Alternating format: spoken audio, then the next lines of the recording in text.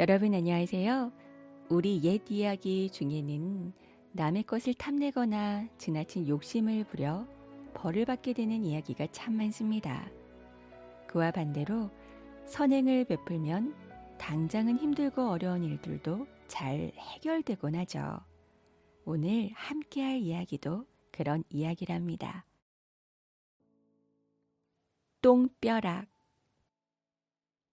옛날에 김부자라는 욕심 많은 영감이 살았어요.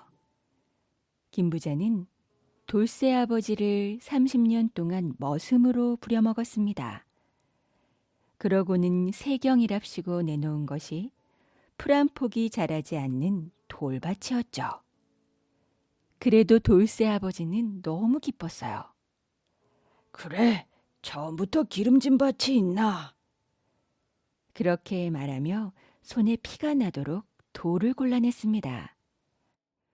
그렇게 오랜 시간이 걸려 돌을 골라냈지만 이번엔 밭에 뿌릴 거름이 걱정되었습니다.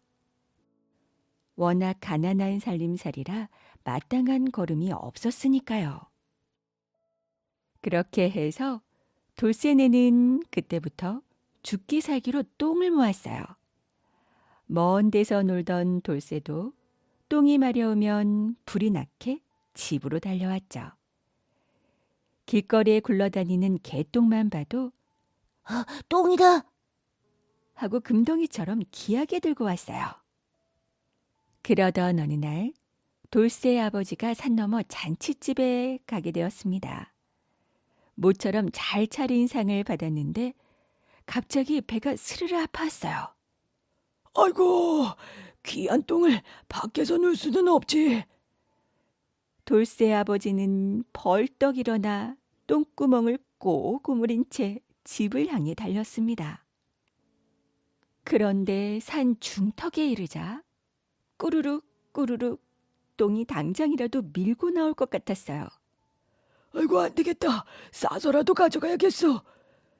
돌쇠 아버지는 허둥지둥 커다란 나뭇잎을 깔고 뿌지직 참았던 똥을 놓았습니다. 그러자 오줌도 세차게 뻗쳐나왔죠.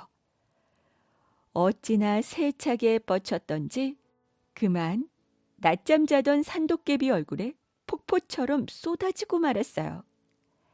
아우, 웬 놈이 내 얼굴에 오줌을 싸느냐? 그 소리에 깜짝 놀란 돌쇠 아버지는 그만 똥덩이 위로 덜썩 주저앉고 말았어요. 아이고, 아까운 내 똥 다 뭉개졌네. 똥 묻은 엉덩이를 흔들며 발을 동동 굴렀습니다. 그 꼴을 보고 산도깨비는 기가 막혔어요. 에이, 그깟 더러운 똥이 뭐에 아깝다고 그러느냐? 뭐, 돌밭 거름에 귀한 똥이 더럽다고? 돌쇠 아버지는 눈물까지 글썽거렸죠. 산도깨비는 돌쇠 아버지가 딱해 보였어요. 그래서 돌쇠 아버지를 도와주기로 했습니다. 에이, 걱정 마. 내가 잔뜩 주지. 그렇게 말하더니 중얼중얼 주문을 외기 시작했어요. 소리소리, 김부자네 똥아, 돌쇠내로 날아라. 돌쇠 아버지가 집에 와보니 거름간에 똥이 수북했어요.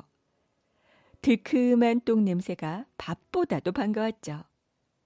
돌쇠 아버지는 똥에다 풀도 베어다 넣고 재도 섞었습니다. 그렇게 며칠 뒤 푹푹 잘 썩은 똥거름을 돌밭에 내다 뿌렸습니다. 똥거름을 잔뜩 뿌린 덕분에 그해 농사가 아주 잘 되었어요. 조며 수수도 잘 되고 고구마도 참 잘 자랐죠. 그렇게 시간이 흘러 고구마가 다 자라 고구마를 캐려는데 글쎄 누런 금가락지가 날려 나오지 뭐예요. 이게 웬 가락지람? 돌쇠 아버지는 곰곰이 생각하다가 곧장 김부자네로 달려갔습니다. 영감님, 혹시 이게... 돌쇠 아버지는 금 가락지를 김부자 영감에게 보여주었어요. 가락지를 보고 김부자는 누나를 뒤룩뒤룩 굴렸죠. 저건 지난 봄에 손자놈이 똥독간에 빠뜨린 건데. 그러더니 수염을 베베 꼬며 꼬치꼬치 묻기 시작했습니다. 그걸 왜 니놈이 갖고 있느냐? 돌쇠 아버지가 그동안 있었던 일을 죄다 말해 주었어요. 그러자 김부자가 버럭 소리쳤죠. 뭐시? 그럼 니놈이 똥 도둑놈이렸다. 여봐라, 저 도둑놈을 매우 쳐라. 그렇게 해서 돌쇠 아버지는 뼈가 녹신녹신해지도록 매를 맞았어요. 김부자는 실컷 매를 놓고도 모자라 시커먼 속을 드러냈습니다. 훔쳐간 똥을 모두 갚든지 아니면 그 똥 먹고 자란 곡식을 몽땅 내놓도록 하여라. 돌쇠 아버지는 하도 막막해서 절뚝거리며 산도깨비를 찾아갔습니다. 돌쇠 아버지에게 그동안 있었던 일을 전해들은 산도깨비도 기가 막혀 입을 쩍 벌렸어요. 에이, 김부자 그놈 욕심은 끝이었군. 뭐 걱정할 거 있나? 가져온 똥을 100배로 갚아주지. 산도깨비는 산이 쩌렁쩌렁 울리게 주문을 외웠습니다. 소리소리 온 세상 똥아 김부자네로 날아라. 그러자 사방팔방에서 똥덩이가 솟아올라 커다란 똥구름을 일으켰어요. 거무누루 스름한 똥구름이 하늘을 뒤덮었습니다. 한편 김부자는 대청에 앉아 돌쇠 아버지를 기다렸어요. 설마 제깐 놈이 똥을 가져올 수야 없겠지.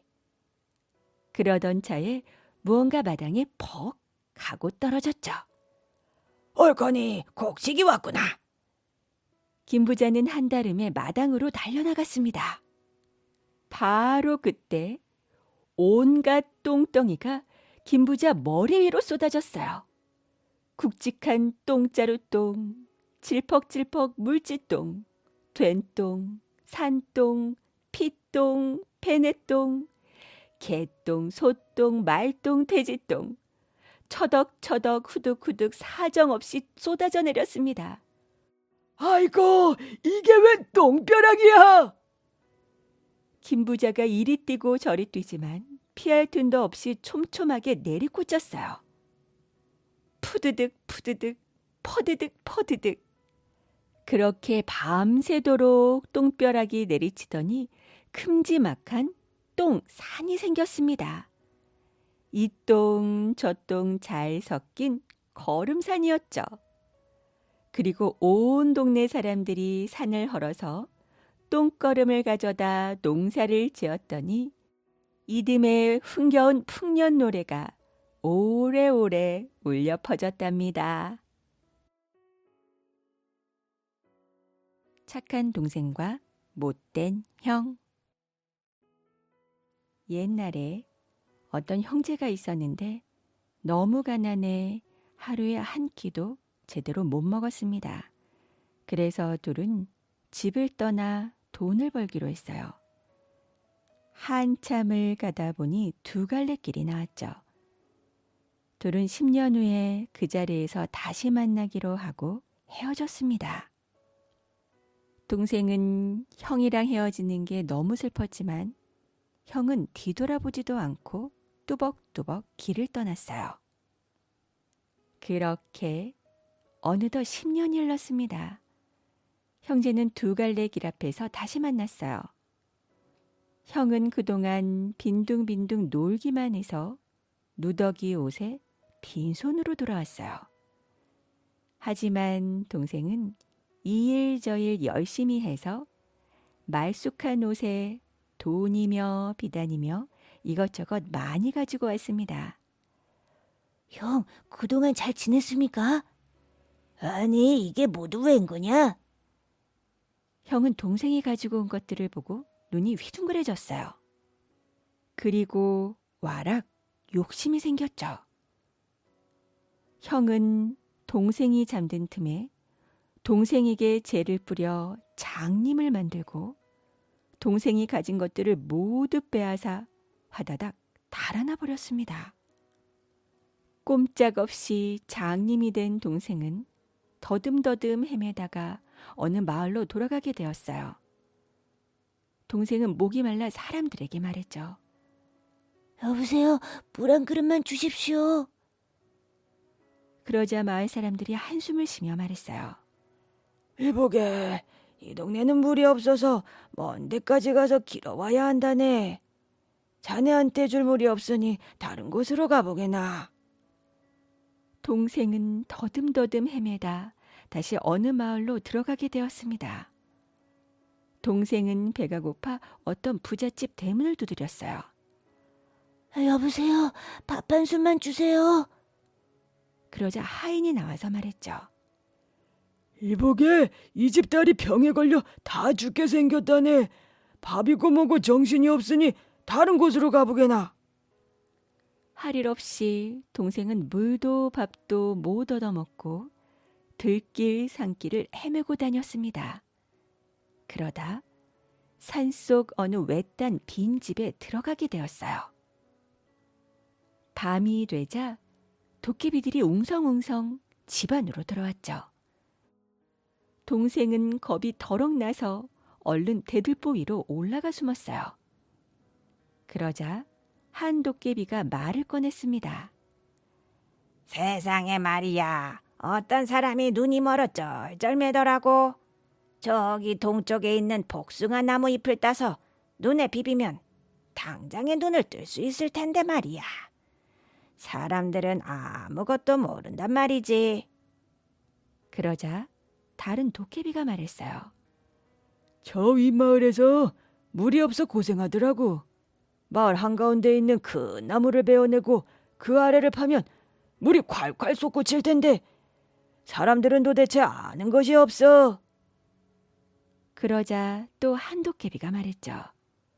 저 아랫마을에서는 부잣집 딸이 다 죽어가더라고. 지붕 밑에 숨어있는 지네를 잡아 끓는 기름에 넣어 죽이면 딸은 씻은 듯이 나을 텐데 말이야. 사람들은 그런 것도 모른단 말이지. 동생은 가만히 숨죽인 채 도깨비들이 떠들어대는 말을 잘 귀담아 들었습니다. 꽃기요 하고 첫 닭이 울자 도깨비들은 어디론가 다 가버리고 말았어요. 동생은 대들보에서 내려와 해 뜨는 동쪽을 향해 조심조심 발을 떼었죠. 얼마쯤 걸어가자 정말로 복숭아 나무가 손에 닿았습니다. 동생은 복수나무 잎을 따서 얼른 눈에 대고 비볐습니다. 그러자 도깨비 말대로 눈이 번쩍 뜨였죠. 이럴 수가. 앞이 보이네. 눈을 뜬 동생은 한달음에 윗마을을 찾아갔어요. 동생은 마을 한가운데 있는 큰 나무를 베어내고 그 아래를 파기 시작했죠. 그러자 도깨비 말대로 물이 콸콸 솟구치기 시작했습니다. 아니 이럴 수가. 물이다 물. 사람들은 매우 기뻐하며 동생에게 감사의 뜻으로 많은 돈을 주었습니다. 동생은 이번엔 아랫마을 부잣집을 찾아갔습니다. 사람들에게 기름을 펄펄 끓여달라고 하고는 지붕을 뜯어냈어요. 그랬더니 정말 지붕 밑에 큰 지네가 숨어 있었죠. 동생은 그 지네를 잡아서 펄펄 끓는 기름에 던져 넣어 죽였습니다. 그러자 도깨비 말대로 부잣집 딸은 씻은 듯이 병이 나았어요. 부잣집 영감은 매우 기뻐하며 동생을 딸과 결혼시키고 재산도 많이 주었습니다. 그렇게 시간이 지난 어느 날 아주 더럽고 초라한 거지 한 명이 동생 집에 구걸을 하러 왔어요. 동생이 가만 보니 자기를 장님으로 만들고 달아난 형이었습니다. 그래도 동생은 형을 반가이 맞아주었어요. 형은 동생이 잘 사는 모습을 보고 깜짝 놀라 물었죠. 대체 어떻게 해서 이리 잘 살게 된 거냐? 동생은 도깨비들이 하는 말을 잘 듣고 잘 살게 되었다며 그동안 있었던 일을 다 이야기해 주었습니다. 형은 자기도 부자가 되고 싶었어요. 그래서 동생이 한 대로 똑같이 하기로 마음먹었죠. 형은 먼저 자기 눈을 동생처럼 장님으로 만들었습니다.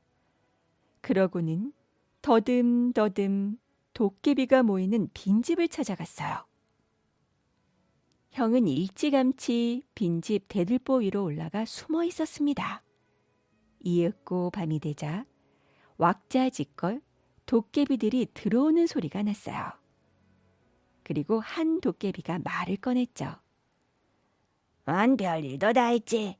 글쎄 자기 눈을 장님으로 만드는 놈이 다 있더군. 형은 자기 이야기에 흠칫 놀라 부스럭하고 소리를 내고 말았습니다. 도깨비들은 그 소리에 눈이 왕방울이 되었어요. 무슨 소리냐? 아니 누가 감히 우리 말을 엿드는 거야? 찾아라. 도깨비들은 이리저리 휘둘러 보았어요. 그리고 결국 대들보에서 부들부들 떨고 있는 형을 찾아냈습니다. 저기 저놈이다! 잡아라! 도깨비들은 형을 끌어내려 방망이로 마구 두들겨 팼습니다. 그렇게 못된 형은 밤새도록 정말 죽도록 두들겨 맞았어요. 첫 닭이 울 때까지 말이죠. 밤나무 아들 밤손이. 옛날 한 아주머니가 혼자 살았습니다. 하루는 뒷산에 올라갔다가 하도 오줌이 마려워 밤나무 밑에서 오줌을 누웠어요. 그런데 그날부터 배가 불러오더니 10달 만에 아들을 낳았죠. 밤나무 밑에서 오줌 누다 얻은 자식이라 아들을 밤손이라고 이름을 지었어요. 밤손이는 무럭무럭 자라서 글방에 다니게 되었습니다. 그런데 글방 동무들이 밤손이를 계속 놀려대기 시작했어요. 이 아비 없는 자식. 밤손이는 너무 속이 상해서 하루는 어머니한테 물었죠. 어머니, 다들 아버지가 있는데 왜 저만 아버지가 없습니까? 그러자 어머니가 말했습니다. 너한테도 아버지가 있단다. 저기 뒷산에 있는 커다란 밤나무가 바로 네 아버지시지. 밤손이는 한달음에 뒷산 밤나무 앞으로 달려갔어요. 그러고는 큰 소리로 불렀죠. 아버지! 그러자 밤나무가 다정히 대답했습니다. 왜 그러느냐 아들아? 그때부터 밤손이는 날마다 그 나무에 올라가 놀기 시작했어요. 그러던 어느 날이었습니다. 그날도 밤손이가 밤나무에 올라가 놀고 있는데 갑자기 비가 쏟아지기 시작했죠. 하늘에 구멍이라도 난 것처럼 억수같이 쏟아졌습니다. 순식간에 주위가 온통 물바다가 되어버렸어요. 큰 물에 휩쓸려 밤나무도 그만 뿌리채 뽑히고 말았죠. 그렇게 밤나무는 밤손이를 실은 채 둥둥 떠내려갔습니다. 그렇게 한참을 떠내려가는데 저 만치에서 모기떼가 떠내려오고 있었어요. 아버지, 저 모기떼를 구해줘요. 그렇게 하려무나. 그렇게 해서 밤손이는 얼른 모기떼를 구해주었습니다. 그렇게 또 한참을 떠내려가는데 이번에는 개미떼가 떠내려왔죠. 아버지, 저 개미떼도 구해줘요. 그렇게 하려무나. 밤손이는 얼른 개미떼도 구해주었어요. 그렇게 또 한참을 떠내려가는데 이번에는 멧돼지떼가 떠내려오기 시작했습니다. 아버지, 저 멧돼지떼도 구해줘요. 그렇게 하려무나. 그렇게 해서 밤손이는 얼른 멧돼지떼도 구해주었죠. 그렇게 또 한참을 떠내려 가는데 이번에는 한 아이가 허우적대며 떠내려왔습니다. 아버지, 저 아이를 구해줘요. 안 된다. 내버려둬라. 밤손이는 깜짝 놀라 말했어요. 아버지, 다른 것들은 다 구해주면서 사람은 왜 안 된다는 겁니까? 구해줘봤자 너한텐 못된 짓만 할 것이다. 아버지, 제발 부탁이니 구해줘요. 네가 꼭 그렇게 하고 싶다면 할 수 없지. 그렇게 해서 밤손이는 얼른 그 아이도 구해주었습니다. 그렇게 한참을 떠내려가 어느덧 큰 섬에 다다랐어요. 자, 이제는 다들 제 갈 길로 가거라. 밤나무는 그 섬에 모두를 내려놓고 혼자서 둥둥 떠내려갔습니다. 모기떼와 개미떼와 멧돼지떼는 어디론가 뿔뿔이 다 흩어져 버렸어요. 밤손이와 물에서 건진 아이는 그 섬에서 가장 큰 부잣집을 찾아가 말했죠. 저희는 물에 떠내려와서 오갈 데가 없습니다. 이 댁에서 심부름이라도 하며 살게 해주십시오. 주인 영감이 그러라고 해서 두 아이는 그 집에서 살게 되었어요. 밤손이는 바지런하고 정직해 주인 영감한테 귀여움을 받았습니다. 그런데 물에서 건진 아이는 그 모습이 샘이 나서 견딜 수가 없었어요. 그래서 주인 영감한테 이렇게 말했죠. 심부름은 저 혼자 해도 충분해요. 저 애는 농사일을 잘하니 뒷산에 있는 넓은 밭을 다 갈아서 조 한가마니를 모두 뿌리고 오라고 하십시오. 주인 영감은 그 말도 그럴듯하다 싶어 밤손이에게 당장 그 일을 시켰습니다.